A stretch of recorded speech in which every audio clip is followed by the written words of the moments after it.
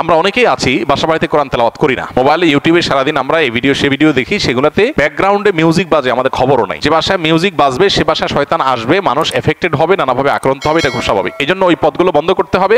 আর এই দিকে এসে কোরআনে কারিমের তেলাওয়াত বাড়াতে হবে। শুধু তেলাওয়াত না, সরবে তেলাওয়াত, উচ্চস্বরে তেলাওয়াত। উচ্চস্বরে বলতে চিৎকার চেঁচামেচি আমি বলছি না, যতটুকু শব্দ দিয়ে স্বাভাবিকভাবে তেলাওয়াত করা যায় বাসার বাড়িতে ততটুকু তেলাওয়াত, ততটুকু সরবে তেলাওয়াত। এটা আজকাল উঠে গেছে। যারা নিয়মিত তেলাওয়াত করেন তারাও আস্তে আস্তে তেলাওয়াত করেন, আর অনেকে বাসা বাড়িতে তেলাওয়াতই করেন না। এই কাজগুলো আমাদের নিয়মিত করা দরকার।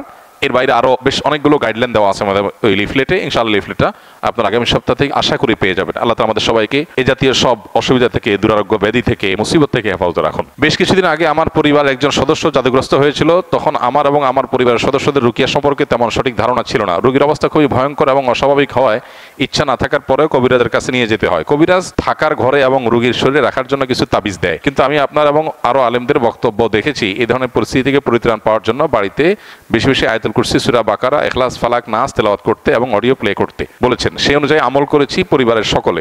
প্রথম রোগী কোরআন তেলাওয়াত শুনতেই পারতো না, ধীরে ধীরে আল্লাহর রহমতে সে এখন পরিপূর্ণ সুস্থ স্বাভাবিক আছে। এখন আমার প্রশ্ন হলো, আমরা যে তাবিজগুলো আনলাম এতে করে কি আমাদের শিরকের পাপ হয়েছে কিনা? শিরকের পাপ হয়ে থাকলে ক্ষমার জন্য করণীয় কি? 2, তাবিজগুলো এখনো বাড়িতে এবং তার শরীরে রয়েছে, সেগুলো কি করব? 3, যারা মানুষের ক্ষতি করার জন্য এরকম জাদু করে তাদের বিরুদ্ধে আল্লাহ তাআলা পবিত্র কোরআনে কি বলেছেন?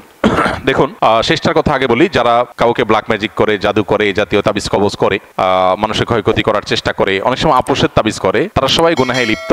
এবং যারা এই জাতীয় জাদুর কাজ করে, সেই জাদুকর, তারা ইসলামের শরিয়ার বিচারে মৃত্যুদণ্ড পাওয়ার মতো অপরাধে লিপ্ত। অর্থাৎ ইসলামী বিচার ব্যবস্থা থাকলে ইসলামী আদালত, বিচারিক আদালত তাদের মৃত্যুদণ্ড ঘোষণা করবে। এইরকম জঘন্য অপরাধ তারা করে, কারণ এর মাধ্যমে একটা মানুষকে শেষ করে ফেলা হয়। ব্ল্যাক ম্যাজিক সম্পর্কে যারা এই মুসিবতে পড়েছেন তারা হাড়ে হাড়ে টের পাচ্ছেন এটা কি জিনিস। নবী সাল্লাল্লাহু আলাইহি ওয়াসাল্লাম পরিষ্কারভাবে বলেছেন, এইটা ওটকে হাড়ি পর্যন্ত আর মানুষকে কবর পর্যন্ত পৌঁছায় দেয়। ব্ল্যাক ম্যাজিক বা কালো জাদু, এটার ফলে ওটের মধ্যে যদি বদনজর লাগে অথবা ব্ল্যাক ম্যাজিক লাগে, এই বদনজর, ব্ল্যাক ম্যাজিক এগুলো ওটকে অসুস্থ করতে করতে একটা সময় এমন পর্যায়ে নিয়ে যায় যে জবে করে তাকে খেয়ে ফেলতে হয়, হাড়ি পর্যন্ত চলে যায়, বাঁচার অবস্থা থাকে না।